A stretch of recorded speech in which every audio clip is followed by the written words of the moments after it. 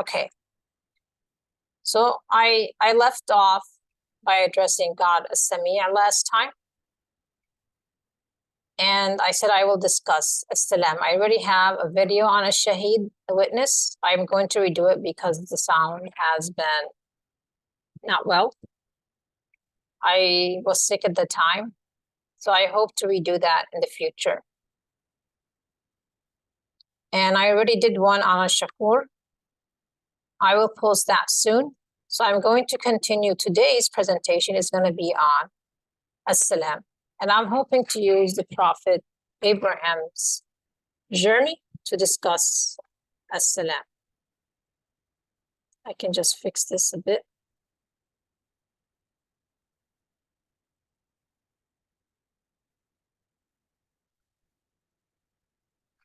Okay.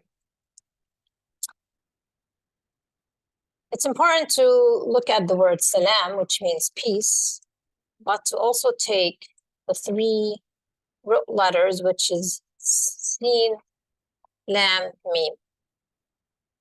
And if you take those root letters and you go through the Quran, for example, and you put in those root letters and look for all the verses of the Quran, you know, where derivatives or the root letters are Sin, Lam, Mim, you will find that there's one verse in the Quran that points to God As-Salaam.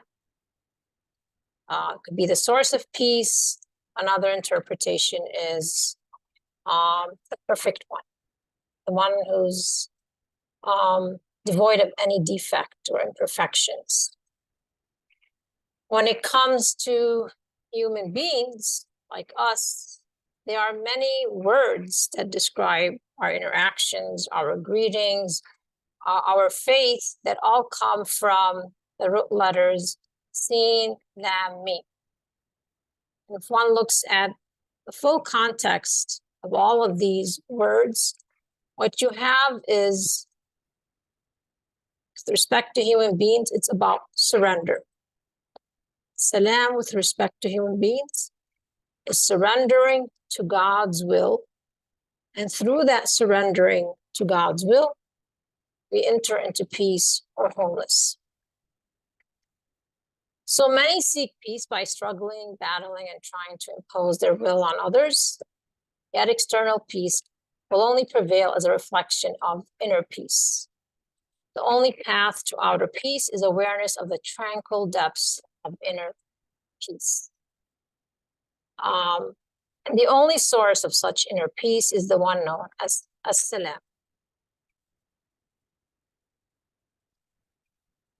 Upon reflection of this attribute of God, as well as I said, if you go through the Quran and just type Sin, Lam, Mim as the root letters, you come to understand that we come into, we submit our will by basically following the commands of Allah.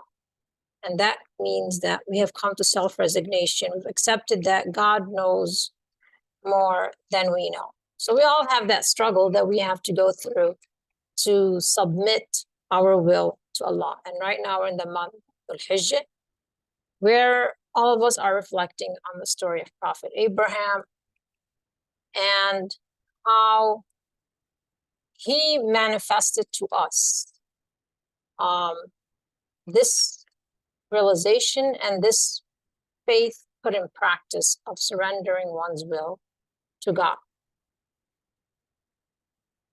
Story of Prophet Abraham. Now, the reason I mentioned Abraham out of other prophets in this particular book, and the emphasis was because of the fact, I'll talk about this, the Sarah and Hajar story, and how this has played out to create tension or to create animosity between Muslims and people of other faiths. Our narrative of Prophet Abraham, I don't want to mention or promote the work of others, but for the reason of that they were attacking Prophet Abraham, calling him such things as narcissistic and a deadbeat dad, and other things that are totally like not in line with our understanding of the faith, which is again surrendering to God's will. It's best for us to explore our narrative of Prophet Abraham and how we understand his journey. And in order to do so, like I said, you cannot reflect on any prophet's story and journey without first and foremost connecting to Prophet Muhammad, upon him peace and blessings. He is also the pure one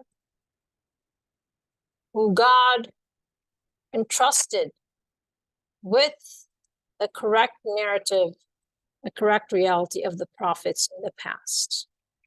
No other human being was entrusted with that knowledge, with that inspiration.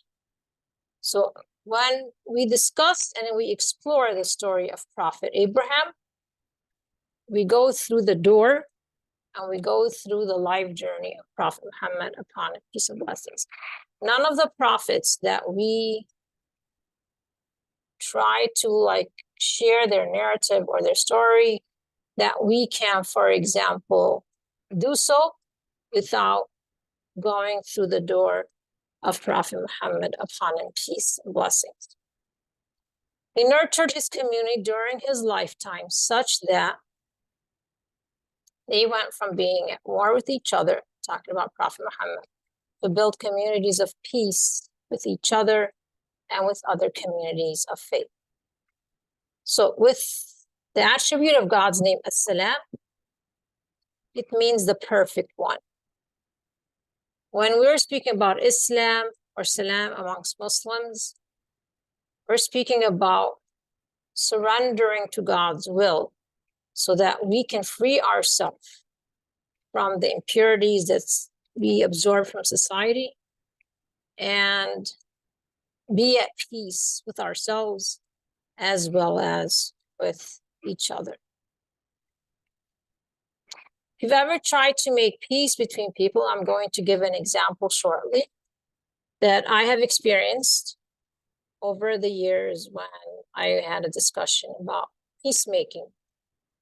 You might have encountered many difficulties or a dead end in learning about the prophets' lives. We know to turn to God and pray to be instruments of peace. None of us are going to be, again, at the station of Prophet Muhammad, upon him peace and blessings. He's the final messenger of God. Without his guidance and surrendering our will to him, God, we will continue to be at war within ourselves and each other. To know how to surrender to him, to know the guidance, it's not just, theory, but the guidance, the commands, the work that needs to be done, can only do so through reflecting on the life journey as well as the teachings of Prophet Muhammad, upon him peace and blessings. I want to share that I've shared it more than once, that the worst leaders are those who anger you and whom you anger. They curse you and you curse them. At first, I understood it as if you hated a leader, that meant the person was a bad leader. This, however, leads to a vicious cycle of hate and anger. If we're constantly like, I hate you, and I hate you, and I hate you, and I hate you. So we're constantly in this vicious cycle of hate and anger. When words fail, the prophets teach us to turn the matter over to God and to pray. A good fight doesn't mean we do not act, like I said. It just means that we take action. We do not fight with hatred and a mindset that condemns people. Instead, we offer people doors to forgiveness from God and reparation. Words fail, we turn to the source of peace, As-Salaam.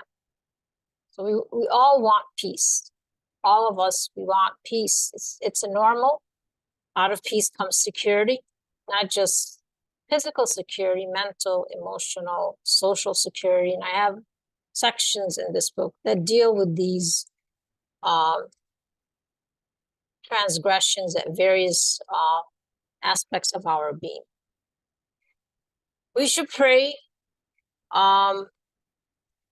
asking God to help us to be individuals that are open to peace and are open more first and foremost, as we'll learn from right now, and as I show about Prophet Abraham, that open to surrendering our will and to give us the gift of grace, because we're always asking God for everything, but to give us the gift of grace such that we can surrender our will to his commands as it pleases him.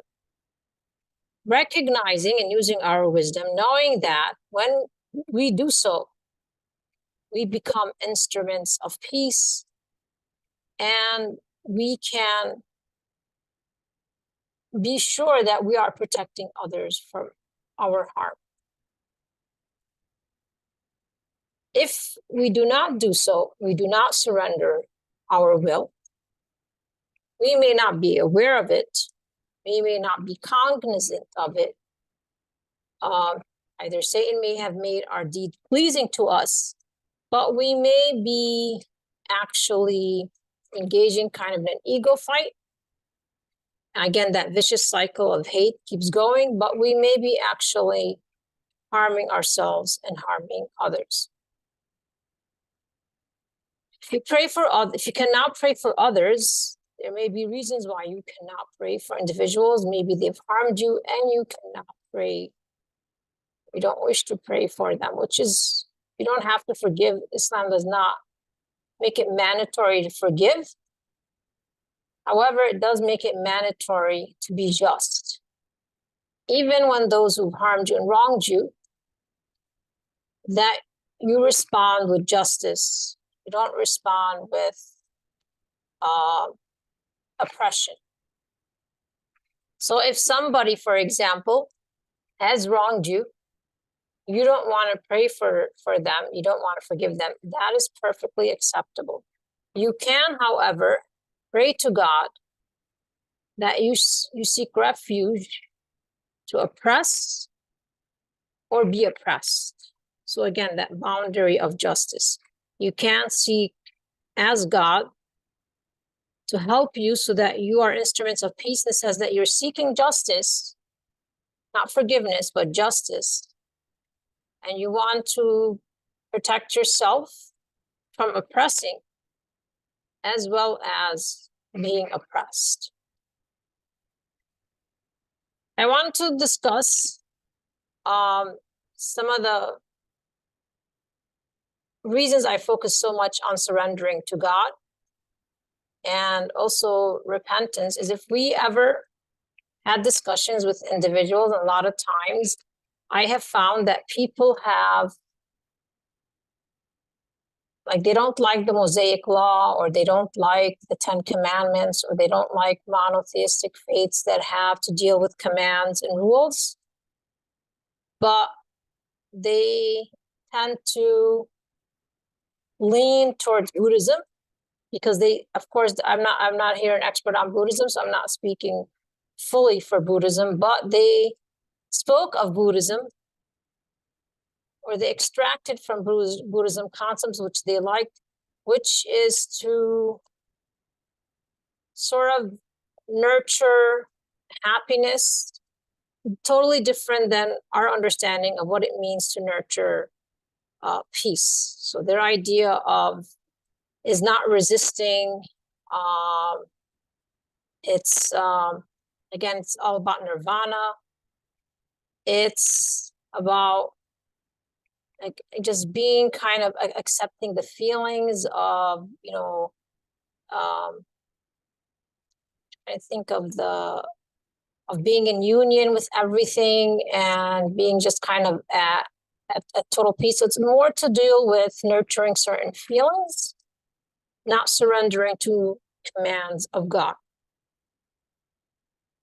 not here to like take a slingshot at Zen or Buddhism, but just to do a small, short snippet, understanding to separate when I say Salam and with respect to Islam, how that is different than Zen.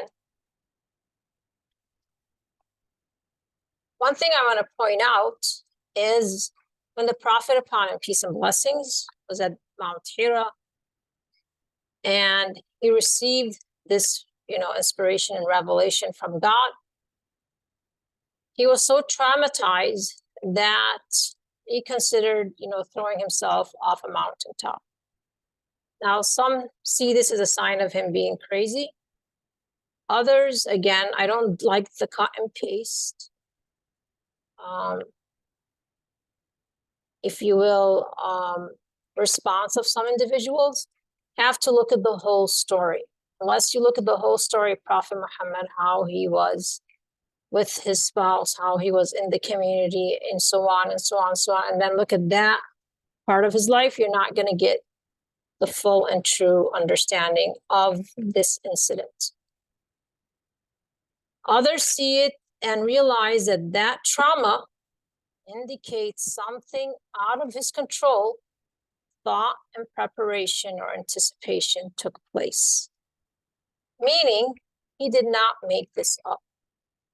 Because when you're like trying to be at the mountain, like sometimes some monks will go, again, not a slingshot at anyone. They will be totally like calm and they get to this inner peace and they're happy in there, but there's, they come up with all this cool wisdom that seems to be a reflection more of an ego than it comes from inspiration coming from God. This doesn't mean that the ego didn't come up with good ideas or good reasonable ways to resolve some issues. It's just still from the ego. It's from the self. This is where we get the self-love, self-compassion. I read a lot of books on that. Self-forgiveness all comes from the self. It may be good and nice sounding, but it's not, it's totally different than inspiration from God. Another way to look at this story, and I mentioned this in the story of Maryam, Mary, the mother of Jesus, is how do the pure hearts respond to inspiration from God? If we had sent down this Quran upon a mountain, you would have seen it humbled and coming apart from fear of Allah. And these examples we present to people that perhaps they will give thought. So the response of Prophet Muhammad, if you will, right here, indicates to us or to those who are critically thinking about this situation, this isn't something he made up. If you've ever seen somebody who made something up or they plagiarized something or they stole something like a lamp, they don't respond like this. Or if they reached a level of Zen and they were trying to come up with, they had a reasonable intention, they want to help society, and they were trying to think of the most beneficial ways and wisdom that they could help society with, they don't respond like this. This is the response. Somebody who has lived up to 40 years, the society and the community bearing witness, his trustworthiness, his honesty, his commitment to the community, his commitment to his wife, loyalty to his wife, being chaste. As I said, he was a young, attractive man in a society that's not, like right now we see hypersexualization. There was a lot of hypersexualization back then. Yet he remained true, sincere, and chaste with his spouse. So this is not the response of somebody that ethical, that dignified, that, if you will, trustworthy and honest. This is the response of somebody who received inspiration, communication from a higher source, being God through the angels to Prophet Muhammad. Similar to Mary, similar to when the prophets were addressed, they always had this fear, which tells us that they did not make something up. Again, we're looking at the whole life journey.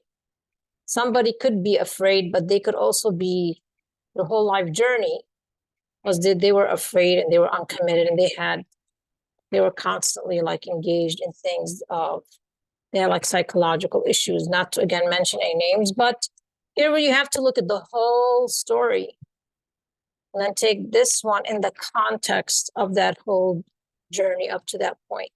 This indicates to us he received inspiration, and what he's sharing with us, he's sharing from God.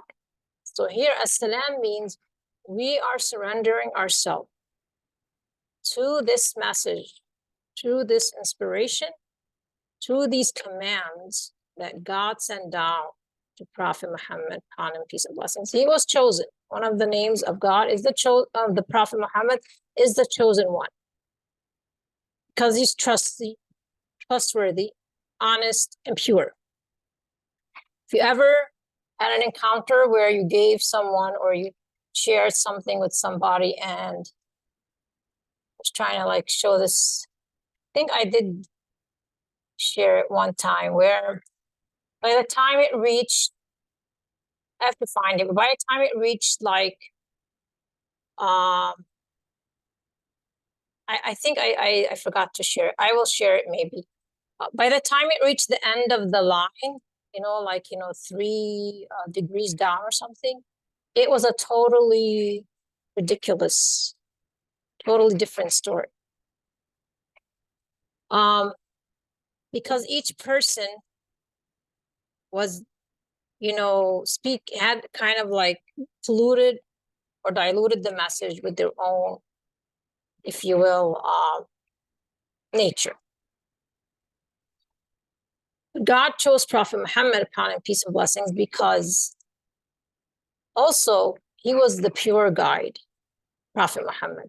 He was someone who was purified to receive this message, because it will shake you to be able to take it and to nurture and teach humanity to follow it. So this is what we mean here by peace. I'm just going to do a small comparison between Zen and between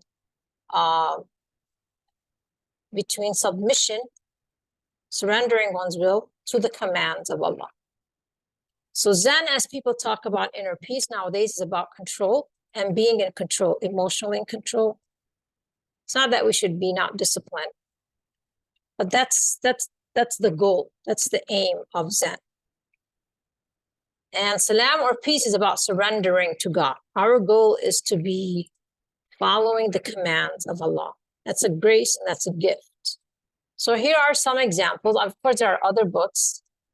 And again, I'm not like speaking for all Buddhists, but I'm just giving an example based on some of the healing movements and where kind of like the root of their understanding comes from. Care for embodiment, I open myself to loving my body.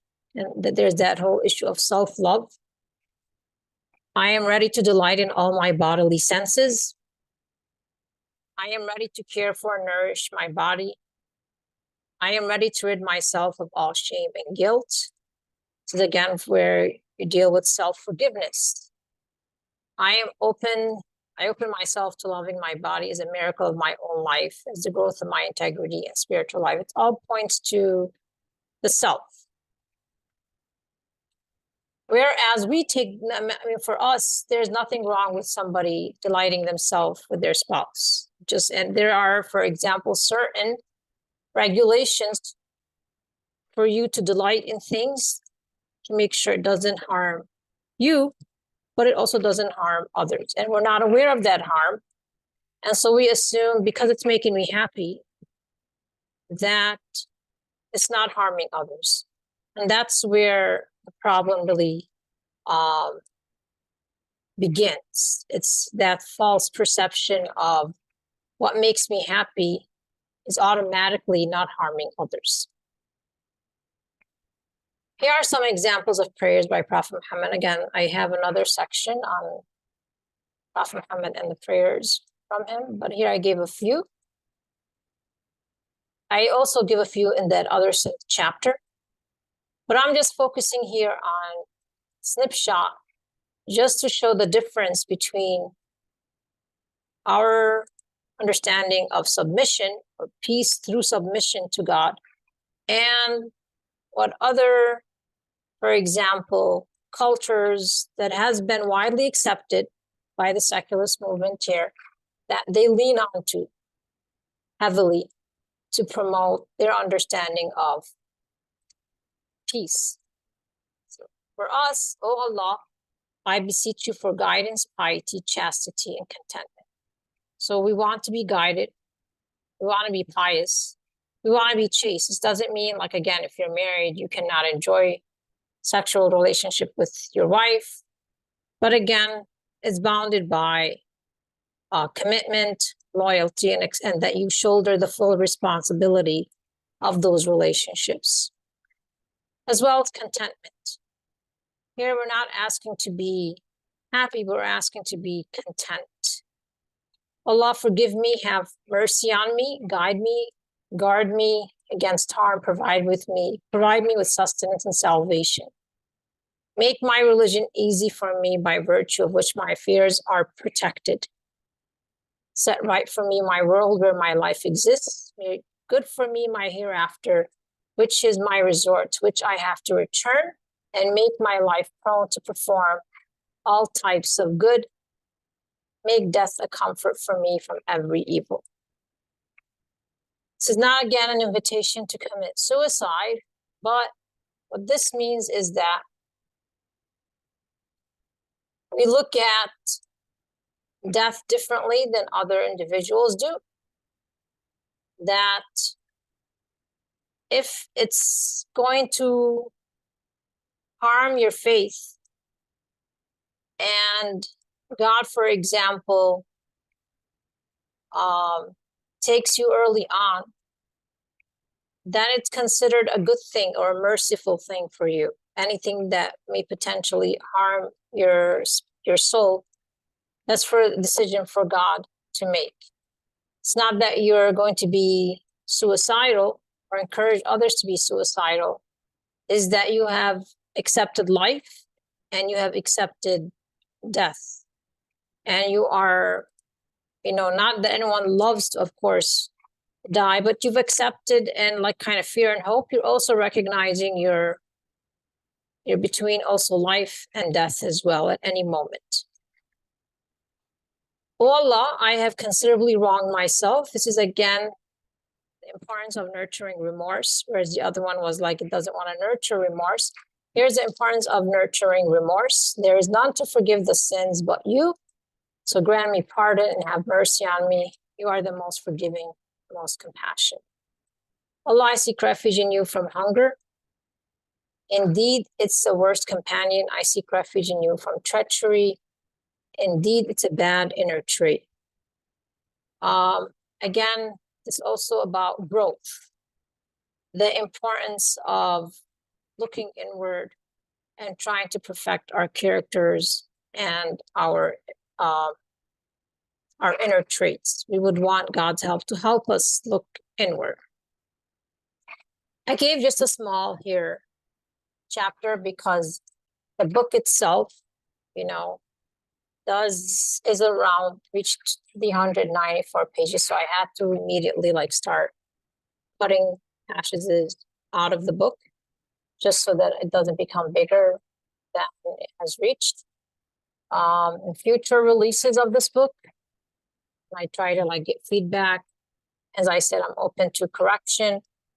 It may be turning into, I will probably take this book and make it into 2 books, which will include the corrections and any feedback, as well as some of the extractions that I moved out to make it easier for people to read. Right now, because of the size, it could be some might think it's a little bit intimidating. But I am open to your feedback on reading the book. I want to take you to some posts that I have shared on Facebook. And I hope to walk you through them as I reflect on why I shared those posts. I have to deal again with asking you to reflect on the name of As-Salaam. And so let me just share that and push it there.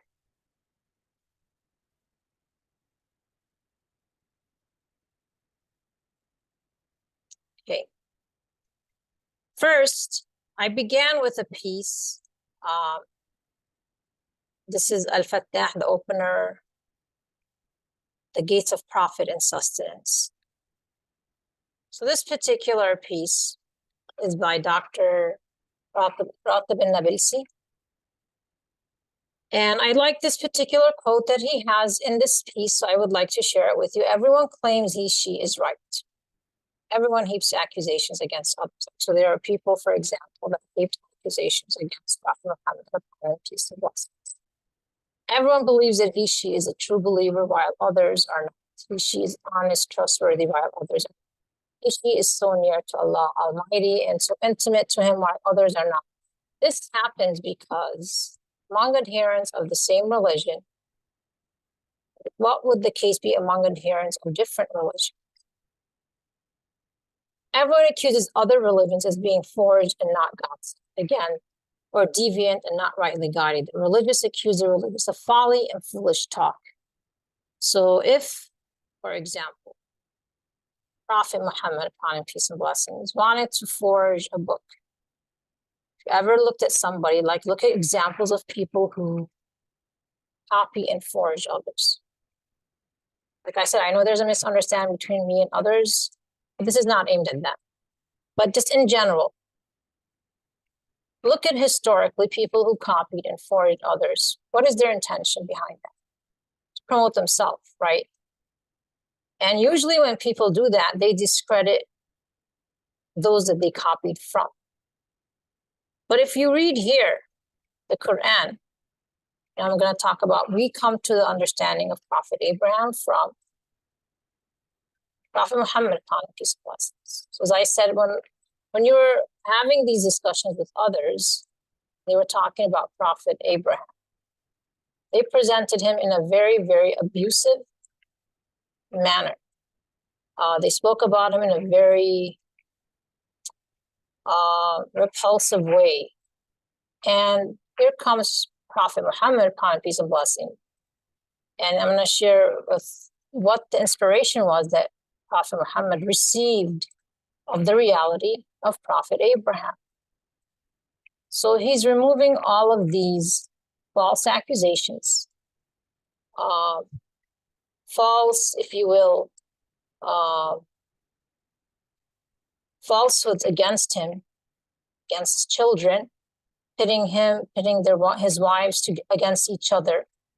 And he's presenting us the true and accurate narrative of Prophet Abraham. Why would he do that? Doesn't seem to match somebody who wants to copy others, because usually when people do that, they want to promote themselves. There's an ego there. They want to promote themselves and they want to put other people down. They wouldn't take such an effort to remove all fabrications and falsehood of this prophet, all fabrications and falsehood of this other prophet, all fabrications and falsehood and this other prophet. They wouldn't be doing something like that that doesn't add up to someone who forged and copied something. Doesn't add up to what we know of people who forge and copy or steal. Doesn't add up to those accusations. So we can recognize that there are those who are making the accusation. But when we look at the evidence, it doesn't add up. Even his response, like I mentioned here, his response doesn't seem to add up. Usually when people copy, tend to be like very, like God, they have God wrapped around their fingers. And I mentioned like some individuals in the past, but because they were Christian, people assume that I'm just focusing on Christians. But in any faith, and somebody makes such claims, and there's a lack of fear of God, a lack of khushu', as we say. You have to kind of recognize that the person is making things up. So his initial response to receiving inspiration doesn't add up with somebody who just made stuff up. Usually, like when someone is trying to come up with wonderful wisdom to share with others and they've reached that inner peace, they start to be sharing things in a very peace, relaxed, open, like, way. They would not be like, as I said, when it came down to Mary, it shook her apart. People said she was in despair, and I saw it as, no, she's not in despair. She's receiving inspiration from a higher source, which naturally, when they are pure of hearts, this is how they respond. To continue, everyone accuses other religions, I said, as being forced, so people make those accusations about Islam and Muslims. And even those who are secularists, they will, make mockery and ridicule at Islam, or even faith in general. And people will respond at the fact, or they will say that, secularists have no morals. But how do we judge? And who has a decisive verb? And who's the one who determines whether this or that party is right or wrong? It is Allah Al-Fattah, the best judge. This is the second meaning of Allah's divine name, Al-Fattah, the just judge, which is derived from the Quranic verse, our Lord, judge between us and our people in truth, for you are the best of those who give judgment. However, what should be our attitude towards this divine name of Allah? Here I'm talking about the divine name, Al-Fattah. If you're on the right side, don't be afraid, because Allah is Al-Fattah, the just judge. People will speak badly about Islam, or they'll speak badly about Prophet Muhammad, and they may heap false accusations against Prophet Muhammad, on him peace and blessings. But if we believe strongly in our faith, then we follow the words of Allah. So put your trust in Allah. Surely you're on the manifest truth. This is how truth responds. And say Allah sent it down. So like I just said in my Word document, Allah sent it down, and He chose Prophet Muhammad as the one to send it down to. Because otherwise the message, if you've ever shared something with anyone, it can be benign or anything. By the time, like I said, I'll show you a video after, or put it in the description. By the time it reaches 4 or 5 people, it will be a totally whole new story. So God sent it down, and He sent it down to Prophet Muhammad because he's trustworthy and honest and can receive the message. Sent it down to me or to anyone else, we probably would not be able to fully receive it, given, like I said, our hearts need to be polished and purified to be able to receive that inspiration or that message from God. So we say Allah sent it down.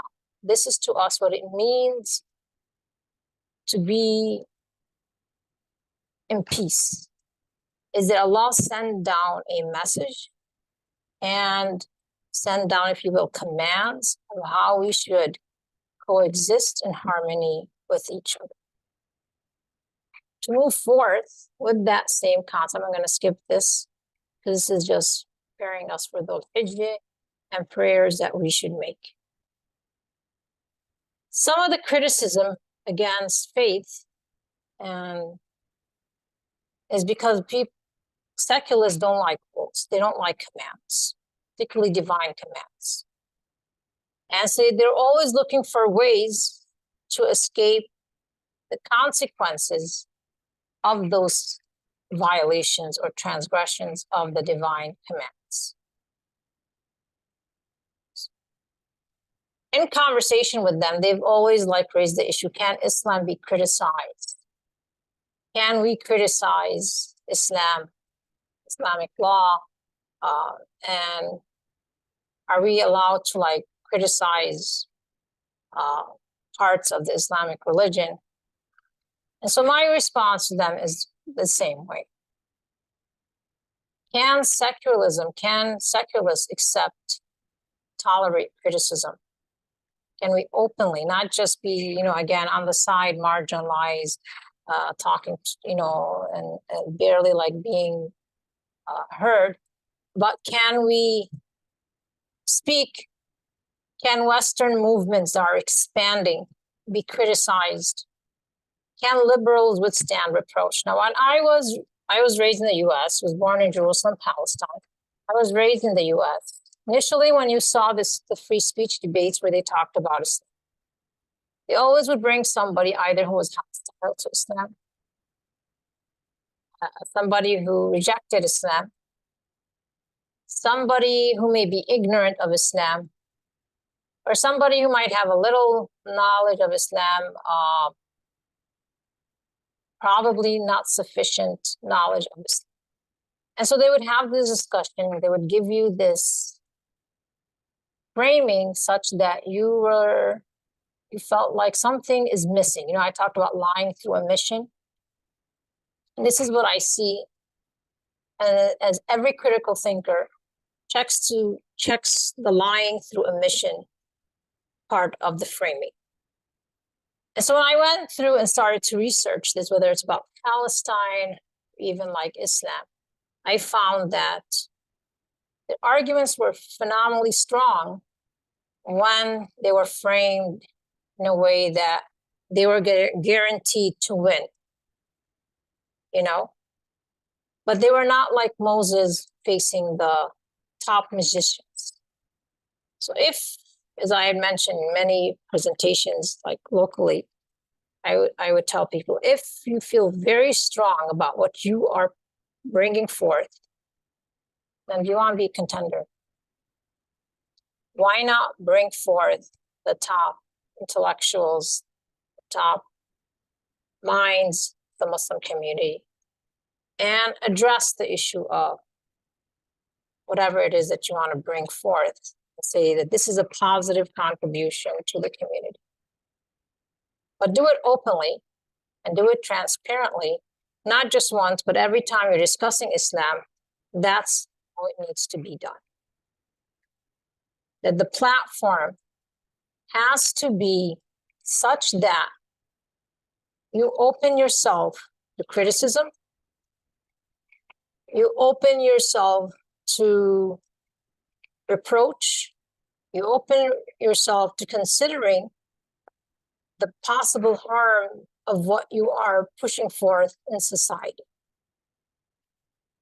So despite the positive changes secularism has brought, we're not going to sit here and just condemn secularism and then kind of promote Islam. That's not how Islam comes about.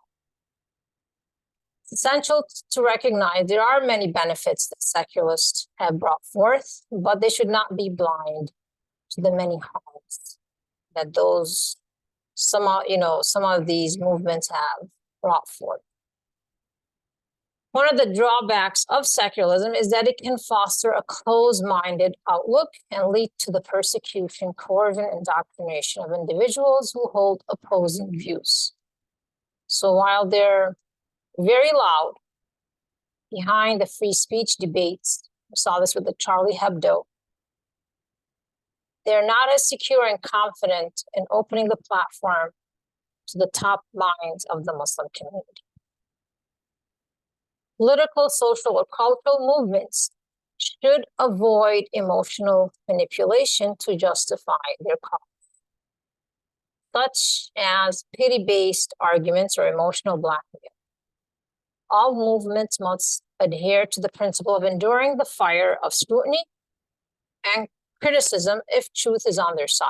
This is just like I said, for me, for anybody, you can't bring something out to the community, whether it's small community, bigger community, without facing the fire of scrutiny.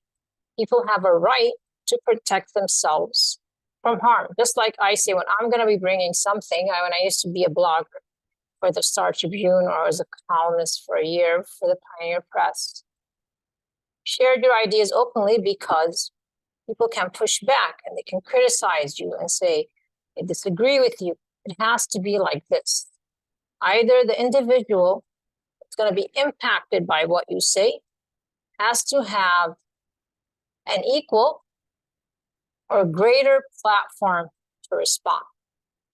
And if they do not, if you're just speaking about others, and they do not have that equal or greater platform to respond to you, then what you're engaging in is not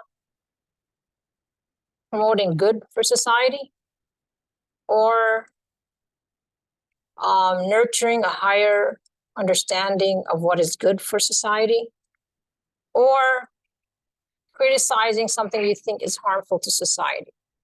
What you're really doing is you're engaging in tactics of domination. You don't feel secure and you don't feel confident that what you have to bring can withstand the heat of scrutiny and the fire of the people like responding. So you need to shut them down and then speak to them or speak about them without them ever being heard and what their arguments are regarding what you are sharing and addressing. This principle applies not only to the grassroots movements, but to those in positions of power. Leaders must be held accountable for their actions and decisions and should be willing to engage in open dialogue with those that they are talking about. This fosters a culture of transparency and accountability, which is essential for a healthy society. It also ensures that those in power are representing the interests of the people they serve without harmful agendas, as these only serve to undermine their credibility and legitimacy. Muslims cannot ignore that every prophet and messenger was subjected to the fire of scrutiny to prove their truthfulness and truth they want to bring to society. Every prophet had enemies, and we have to, as Muslims, prioritize those who withstood such trials over those who cannot handle criticism. So we have evidence of Prophet Muhammad, upon him peace and blessings, withstanding such a trial. Now, the message that he brings tells us we may not have, for example, sufficient evidence about the other prophets, but the message that he brings, the narrative that he brings about those prophets, we have no reason not to trust that message, given that he's a witness for those prophets and his narrative is trustworthy when he shares that message, given that he withstood and he went through that fire of scrutiny and came out again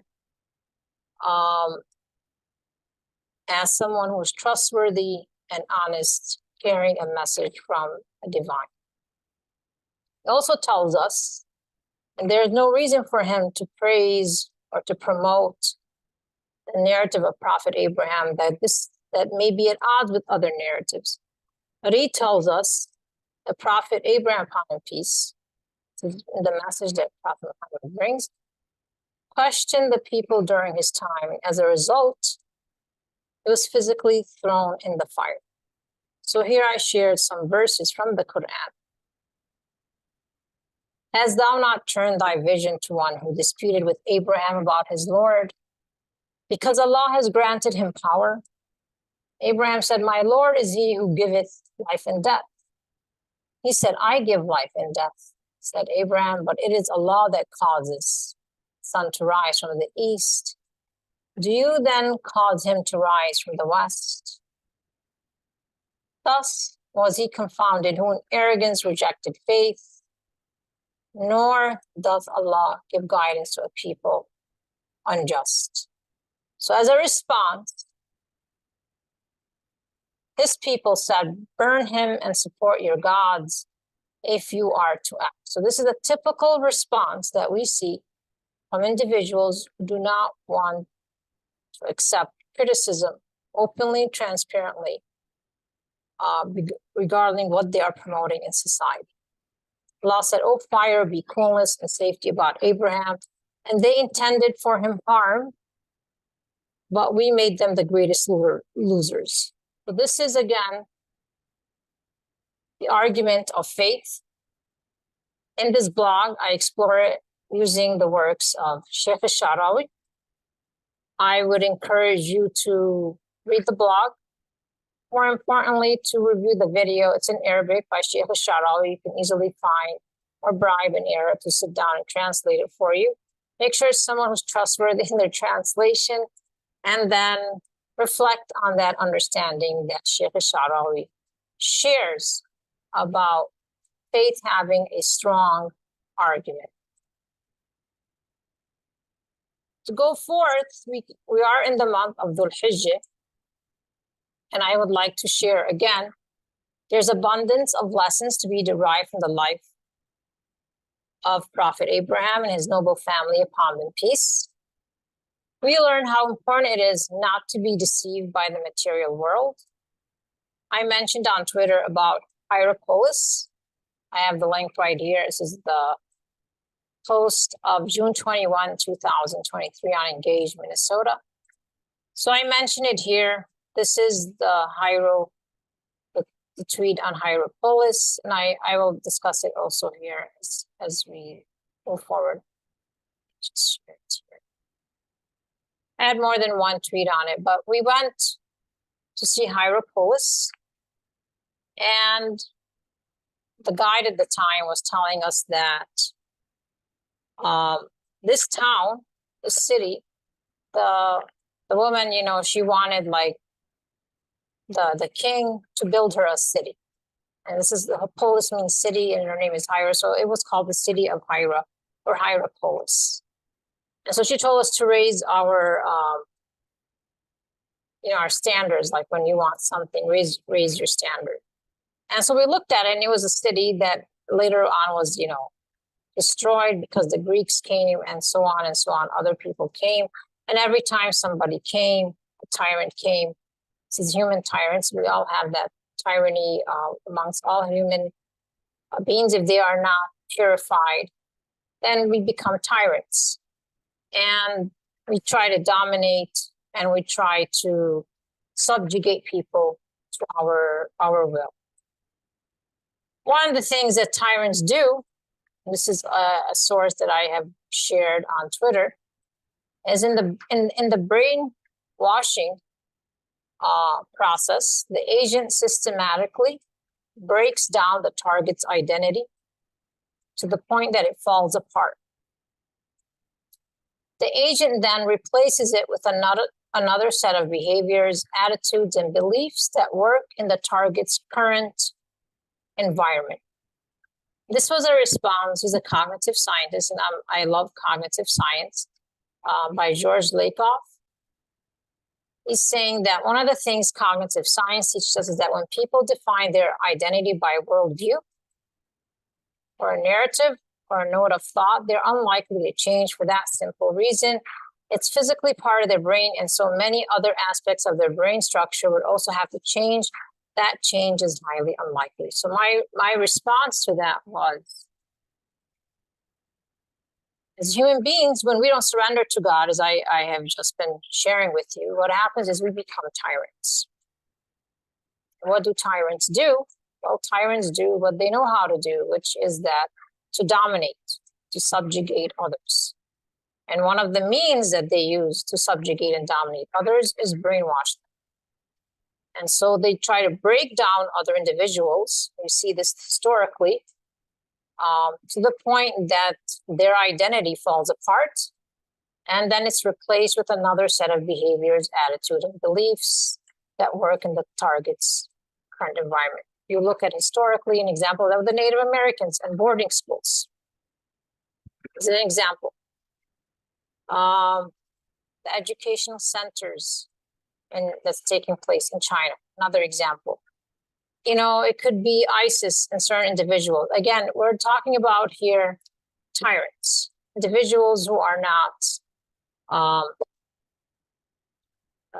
if you will, surrendering to God's will. So it could be religious people, or maybe like extremists within the religious faith. And how do you identify those? Well, they want other people to surrender to God, but they're not surrendering to God. I'll give an example of that, but it could also be within Muslims. They want people to surrender, but they don't want to surrender. Now, the cure for that is not to dump revelation, nor is it an argument against revelation, because revelation recognizes that. And it calls out such individuals. And the cure is, just as you're asking other people to surrender, you too must surrender, because you can't be at peace if you're not surrendering. You don't become and coexist by telling other people to surrender to God's commands, while you yourself are not surrendering to God's command. That's going to naturally create tension. I have to surrender, and you have to surrender. This is how that peace can take place and that harmony between us, because we all have an ego. If I don't surrender my ego, but I want you to surrender yours, there's going to be tension. There's going to start that cycle of hate and viciousness. So Islam recognizes extremism. It also calls it out.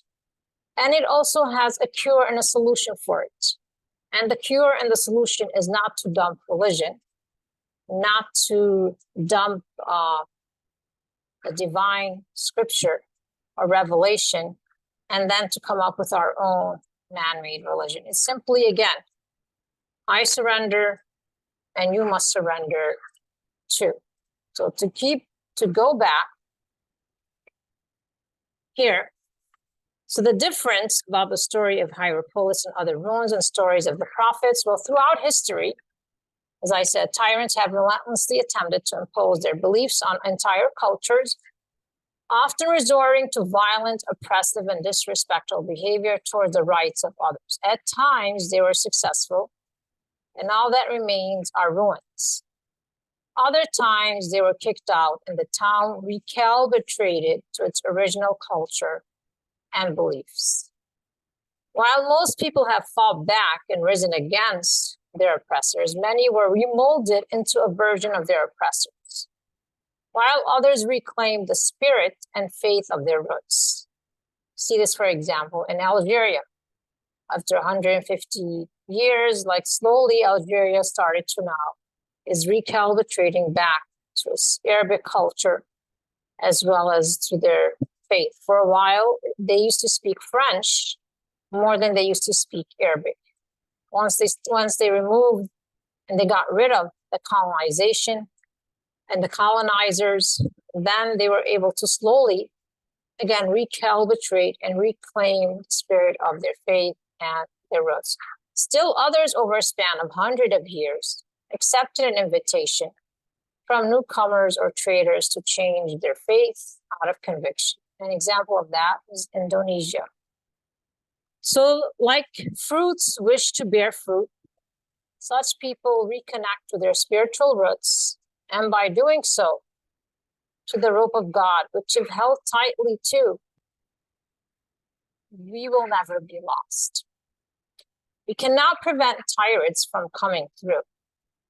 Can't prevent them from reinventing us in their image. So I shared here a quote by a Palestinian poet, Abu Salma, why we need a book and a worldview. So I acknowledged, the scientist, the cognitive scientist, George Lakoff. But here's again a response of why we need a book and a worldview. Say to those who have committed crime against my homeland, before you other tyrants have passed through, do you see any trace of them now? They are gone. So if we study how tyrants over time overpower communities and destroy them and the various means that they use, we understand why we need a source of truth. And we need to refer to that source of truth to have conversation with ourselves and others that's based on integrity, honesty, and again, truthfulness. So here I mentioned, when I'm talking about the blessed month of Dhul Hijjah, talking about Sarah and Hajar, sisters in faith. Again, why we need a book and a worldview. If we just trust ourselves to come up with our own interpretation of things, this is why I began this particular one with Prophet Muhammad and his receiving revelation, why we need to guard that revelation. As human beings, we all have egos. And I like, again, that quote by Dr. Ratib al-Nabilsi. And we build or we pollute the truth with our own malice and biases. For too long, Sarah and Hajar were pitted against each other. And Isaac and Ismail were pitted against each other. Now we could blame religion, or we can actually look at the origin of sometimes where that tension comes in, where that rivalry comes in. It comes really at the root of the story. And when having discussions with Christians over the years, and even, for example, Jews, it comes at the root of this story. We have to share our narrative of this story from the revelation that we have received through Prophet Muhammad, and how when we reflect on this narrative, we can see how this narrative can actually nurture peace and coexistence between us than the one where Hajar and Sarah are against each other and where Ismail and Isaac are against each other. Some of the facts, and again, I talk about the psychologist fallacies, we're always speaking for others instead of allowing them to speak for themselves. Abraham and Sarah were banished by Abraham's family and came to Palestine as refugees. A tyrant took possession of Sarah due to her strength of faith. He was hit with a calamity. To free himself, he let her go with Hajar as a gift to serve her. Sarah gave Abraham Hajar as a wife, hoping she would bear him a son who would inherit the covenant. We saw that in probably Zechariah's story, where he wanted a son, but his reasoning for wanting a son was to inherit the covenant and to take that torch forward. Sarah was a firm and loyal believer. We value her. We revere her as Muslims. She reached a very old age and wanted to aid his mission. The stories of Sarah and Hajar can help us ask questions about patience, generosity, and sacrifice. In this video, I have responded to Christians who compared again, who pitted Sarah against Hajar and Ismail against Isaac. I can't go through the whole video again, but if you are interested, you can reflect on what I have shared here in Sisters in Faith, Sarah and Hajar, Sisters in Faith. So going forth, I also discussed the names of God as As-Salaam. And I discussed this in the past, two incidents where I was invited as a speaker for a play.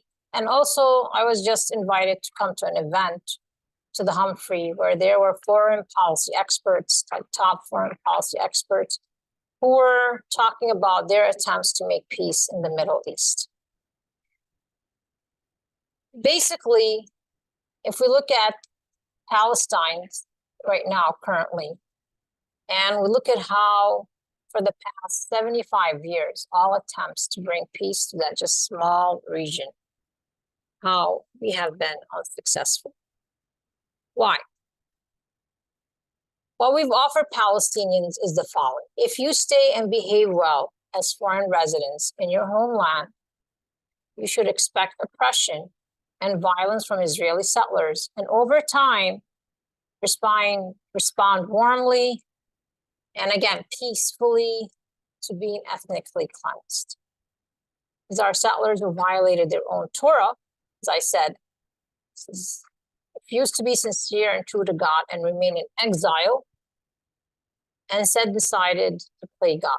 So what happens when you don't, again, surrender to God's teachings is you end up finding an unprotected group of people that you try to dominate. You may use religion, you could use secularism, you could use science, but again, tyrants do not surrender to God's will. Talking about yourself first and foremost, you will always be looking for someone that you can dominate, that you can subjugate for egoistic purposes. You may, again, claim religion, or you can claim otherwise, but it's a reality that if you open your eyes, we can see. If you don't surrender, you are going to be a tyrant, and you are going to be subjugating and dominating others. The other solution that they give Palestinians is if you submit to this new interpretation of the Torah, not the traditional historical 3,000 years ago interpretation of the Torah that passed through generations, but to this new interpretation, because we defied God as extremists, and we disobeyed God, and we said, hey, you're taking a long time, we don't want to be in exile, so we want to come up with a new interpretation. Now, we want to oppose those, again, those traditional ethics and teachings of the Torah. This is, again, the mentality that we're witnessing is taking place. So we don't want to submit to the traditional ethics of the Torah, but we want you, the Palestinians, to submit to this new interpretation of the Torah. Again, it's that mentality, that spirit of when you don't surrender to God, to what you believe conscientiously is the truth, you will dominate others to submit to your will and your egotistical desires. Third solution that they give Palestinians, if you flee, because, the situation is difficult to live in, you risk being drowned at sea, forever detained in refugee camps, as we are seeing across the world for Palestinians. If you make it out of the refugee camps, you will lose your citizenship as Palestinian. You're no longer now a foreign resident. You're now stateless. Or if you're giving citizenship in foreign lands, it's with the condition that you do not speak out against Israeli oppression. Fourth solution is if you respond by fighting back, you'll be blamed for hating those who are oppressing you. You'll be accused of loving violence and being hateful. And murdering you and persecuting you will be justified as acts of self-defense. These are the four solutions that, if we look at Palestine, that Palestinians are given by individuals who are experts in peacemaking. And this is what they have handed over to Palestinians as solutions. Again, if you don't surrender your will to the commands of God, you will find an unprotected group that you will dominate and subjugate to surrender to your desires and egoism. And if you go to, again, this was shared on June 23rd. It has a link to the older piece of December 26, 2016, something around that time. You can go and explore that and go in more detail again about the play, which was at the Guthrie that I was invited to, or the Humphrey Institute discussion that took place. But there was just a lot of ridicule and mockery about why there isn't peace in the Middle East, without reflecting on the solutions that we have offered Palestinians. If it was offered to us, we would not be accepting of such solutions. This gets me back I'm about to end the presentation. When his Lord said to him, Abraham, surrender thyself unto me. And he answered, I have surrendered myself unto thee, the Lord of all worlds. So we come to this realization that if we don't surrender, we become little or big tyrants. And when we come to this realization, and we genuinely and truthfully love ourselves to the point, not that we want to like enjoy bodily just pleasures, but we want to be decent human, affected in character, then we would turn to God, and we would want to be purified and protected such that we would want to also be given the grace and the gift of bowing our will like Abraham, like Prophet Muhammad, upon him peace and blessings, and prophets to God. So idea here is to love, to nurture ourselves, to love, to surrender to God, and to reflect on what happens to us and what we become, whether we're cognizant or not cognizant of it. We're aware or not aware, our intentions are nice or not nice. What happens to us when we do not surrender our will to God?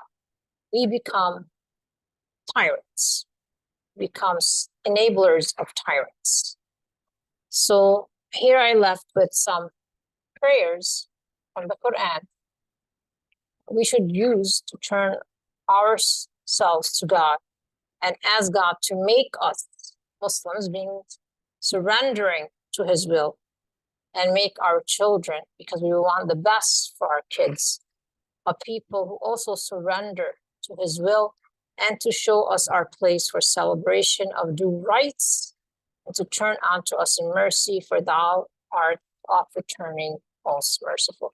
So I end here with I shared some of the prayers of Prophet Abraham, which was shared, trusted to Prophet Muhammad, peace and blessings, to share to the rest of humanity. And then this is one of another, again, the names of Allah, As-Salaam. So I wanted to share some other works that have been exploring the name of him, of As-Salaam, the attribute, the name of God. And let me not be in disgrace on the day when men will be raised up. This is the prayer of Prophet Abraham. The day whereon neither wealth nor sons will avail, but only he will prosper that brings to Allah a sound heart. And again, what is a sound heart? It's not someone who's happy all the time, sweet talking, has a beautiful smile, blah, blah. It's someone who is actively turning to God, actually continuously seeking to surrender their will, not asking just others, but they're seeking to surrender their will to Allah. That's qalbun salim. With respect to God, remember, salam is perfection, devoid of any defect. Respect to human beings, it's surrender. So salim, qalbun salim, comes from the same root letters as salam and Islam. It means surrendering to God's will. That peace is attained through surrendering to God's will. That's what it means. So it's not about how sweet, loving, kind you look on the outside. It's about, are you surrendering to God's will actively? Then you are in peace and harmony. And this is the last one that I shared this morning, actually yesterday morning, because today is right now 2:30 a.m. right now. It's the name or attribute of Allah, As-Salaam. So I'm about to just summarize the presentation. It's used only one time in the Quran. It's in the chapter Surah Al-Hashr, chapter 59. If you look for it, go down to verses 22 and 24. It's in actually verse 23. And so it says, Allah is He whom there is no other God, who knows all things, both secret and open. He is most gracious, most merciful. Allah is He than whom there is no other God, the Sovereign, the Holy One, the source of peace and perfection, the guardian of faith, the preserver of safety, the exalted in might, the irresistible, The supreme glory to Allah, high is He above the partners they attribute to Him. He is Allah, the creator, the evolver, the bestower of forms or colors. To Him belong the most beautiful names. Whatever is in the heavens and on earth does declare His praises and glory, and He is exalted in might and wise. So right in the middle of a bunch of attributes and names of God, where He introduces Himself to us, is the name here, As-Salaam, source of peace and perfection. So if we want to perfect our character and we want to purify our character and we don't want to be literal big tyrants, then we turn to As-Salaam and we seek to be like Abraham, surrendering our will to God and cleaning our hearts from any impurities or defects. That it's a natural reality of being in this world. It will absorb. So these three verses emphasize not only His sole divinity and true majesty and creator, but embedded, as I said, is the attribute of Salam without any defect. We are wise if we want to be, to grow and not to be corrupt people, because it's easy to condemn corruption, but it's difficult to work on oneself and not to be a corrupt individual in society. Then we should be actively looking at it as a good thing to purify and protect ourselves. When I speak or write about the human condition or imperfections, the aim is not that we celebrate our imperfections and accept them. It's that we surrender to God and we seek to be purified and perfected. This path is taken not out of hatred or judgment of ourselves or our condition. It's that, as I said, the nature of the world, you can't be walking in this world without absorbing the reality of this world and becoming spiritually sick. So just as we physically go to a doctor and we have annual physical exams or we seek medical treatment, we should also recognize that given the nature of this world, we will get spiritually sick and continuously and perpetually work on purifying ourselves and perfecting our nature. So I shared some verses from chapter 91, verse 7 to 10. By the soul in the proportion and order given to it, its enlightenment to its right and wrong, truly He succeeds that purifies it, and He fails that corrupts it. So here it's to kind of asking you to use your reason. Person who loves reason would recognize that it's in their interest and it's in the interest of society that they work on purifying and perfecting their nature and their soul. We understand, I gave here as an example, that if we don't clean our homes or our bodies or our gardens, that they become defective or diseased. So again, using our reason, like I mentioned in the last video, they do not listen, use their intelligence. They would not have faced these consequences. So using our reason, looking at history, there are many examples of tyrants. So by constantly recalibrating our soul to surrender to its creator, we are taking our soul, purifying it and perfecting it. And it's not a one-time occurrence. As long as we live in this world, this is a never-ending process. So we should not grow tired of it and hate it. Instead, we should train our hearts to like it, to love purity, to like perfection, to love the act of purification and perfecting our nature. This is accomplished by also joining whatever is in the heavens and on the earth in declaring His praises and glory. We stop with this egotistical praising of ourselves and we start to praise God, As-Salaam, the perfect. And we seek to also have a perfect nature. Look at like all of the attributes that name is surrounded by. If you look at all the attributes of God that it's surrounded by. The holy, we want to be pure. We want our faith to be guarded. We want to be secure. So it's essential that we want to be connected to God, and by reflecting on those attributes, we're training our hearts to love perfection and to love purity and to actively seek it. Others, of course, may disagree with this, but this is what our understanding of our faith is, and this is what we share forth with others who may want to call us away from our faith, and they might want to put, like, for example, what I mentioned with the issue of Zen, promote self-love and self-compassion and self-forgiveness, and, you know, being kind of like nurturing feelings of being happy while being totally unaware that that happiness, while we may be happy, is actually harming ourselves or harming others.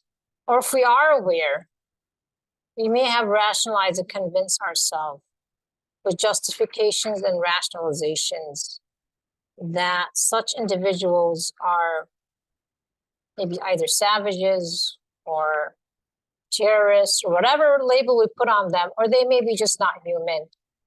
Whatever label we decide to put on them, it boils down to, which is the aim of this presentation, if we don't surrender to the commands of Allah, we will subjugate, dominate, and oppress others.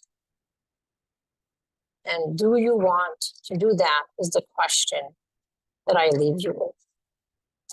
Assalamu alaikum wa rahmatullahi wa barakatuh.